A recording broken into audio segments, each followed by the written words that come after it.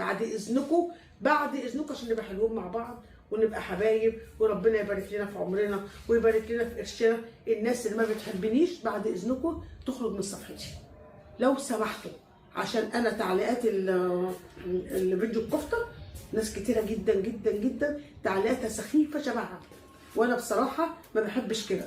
احب اللي يحبني يخش يعلق عندي بكل ادب واحترام. الناس اللي بتكرهني بكل ذوق وبكل ادب ما تخشش قناتي تاني، عشان انا بخرج بطلع محتوايا اعمل لكم الوصفه، ولا بجيب سيره حد ولا شبه فلانه ولا علانه ولا ماليش دعوه بحد.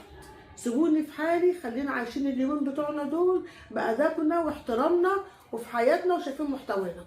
فبعد اذنكم لا تخش تعلق تعليق شبهها تطلع من القناه على طول. الغي يا ست الاشتراك، انا لا يهمني اشتراك ولا يهمني مشاهدات. ومن هنا ورايح هنكتب اسامي الوصفات خلاص، عشان ما حدش يقول له انتوا عايشين على الفضايح ومش الفضايح.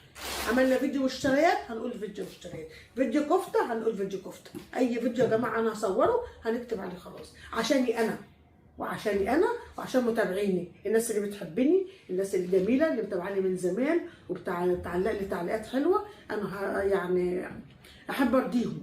عايزين اسم الوصفه هنكتبها لكم يا جماعه، وانا هقعد اقلب في التليفون واشوف الوصفات كلها اللي انا مش كاتبه عليها الاسم، وهعمل لكم على الاسم. حد يخش يعلق تعليق سخيف ما يعلقش، يخرج من القناه.